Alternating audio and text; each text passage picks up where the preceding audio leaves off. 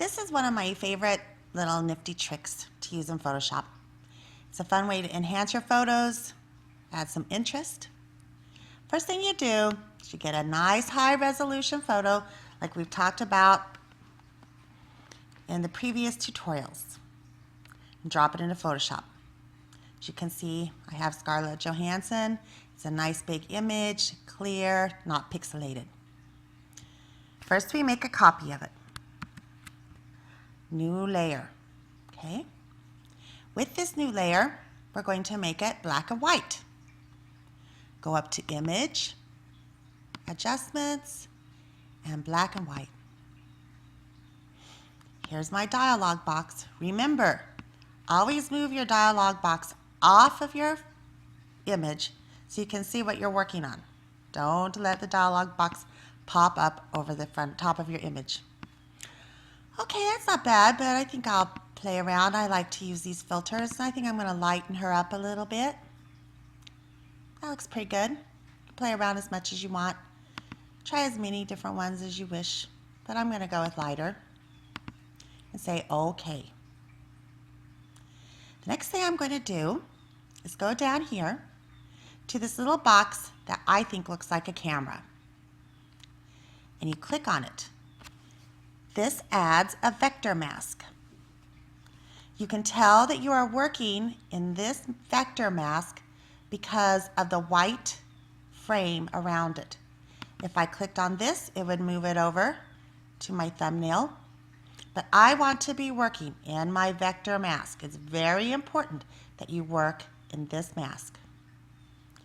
Now I want you to check your opacity. Make sure it's at 100% here, and make sure it's at 100% here.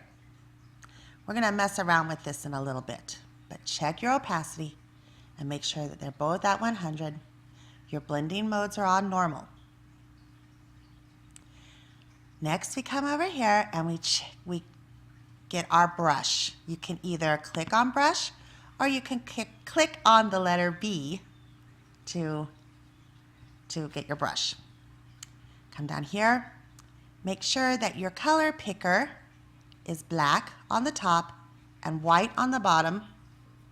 This is your foreground color. This is your background color. The black is what you're going to use to paint on your mask.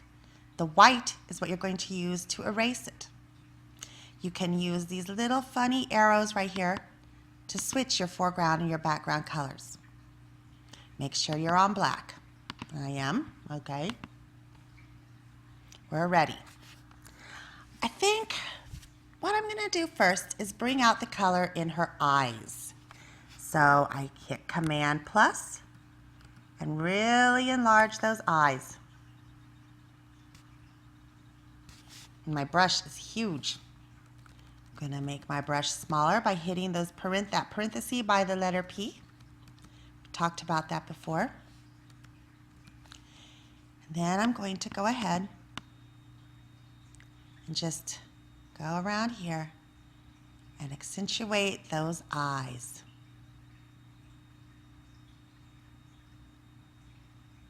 I want to bring the color back into the eye. Very simple. Now what if I go, oops, I made a mistake. I went outside of where I wanted to be because I sneezed or something.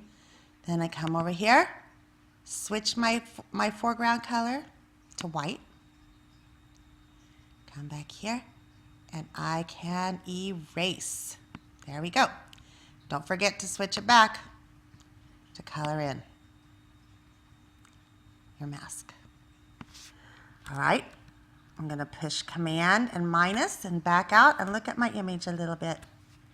Oh, there's her eye color. Very nice. I think next I'm going to work on her lips. So Command plus, bring that mouth in nice and big. Grow my brush. Start to color in the mouth, the lips. Of course, when you are working on this, you are going to take your time. Make sure you color it very nicely. Bring back that color. I'm doing this quickly so that you don't get bored with me. Color in the lips. Come up here, grow my brush. Be sure to always, use different sizes of brushes. Should have said this before. Always make sure you have a nice, soft brush to work with. Not a hard edge, but a nice, soft brush to work with. It's usually defaulted to a nice, soft brush, but if you're seeing that you have a really hard edge, check the density of your brush. Make sure it's nice and soft. Almost done. As good as I'm gonna do on her mouth. Again, here a little bit more. Down here. Really take your time. Think about what you're doing. Now I'm gonna back it out. That looks pretty. Looks nice. Okay, I'm gonna make color one more thing in. And that would be her earring. Just right here, a little touch of blue.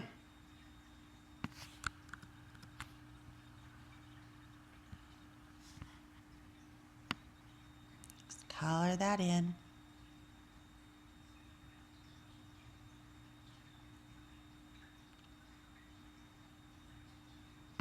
Okay, so that's colored in. There she is. Got some color. That's pretty. But what if I wanted to add a little bit more, but I didn't want it to be as dark? I wanted to maybe put some color into her hair or her cheeks. I'm going to come up here to my opacity for my brush. I'm going to turn my opacity down to like 45%. I want to put a little color in her cheek. I'm going to make my brush nice and big, my nice soft brush. Nice and big. And I'm just going to hit it one time, like that. And I'm going to come over here and hit that too. Then I'll enlarge it, check to make sure that there's not any hair colored in. I see that right here I got a little bit, so I switch my foreground color, clean up that edge, maybe go over here just for good measure. Go back and switch it around again, or you're going to be wondering why you're not getting any color. Back it out.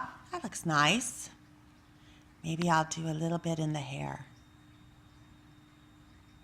Have a nice low opacity. Don't want to overdo it. Those little hairs, ooh, those would be hard to color in, all those little hairs. Maybe I'll even turn my opacity down more, so just a hint color comes through. It's kind of sloppy. There we go.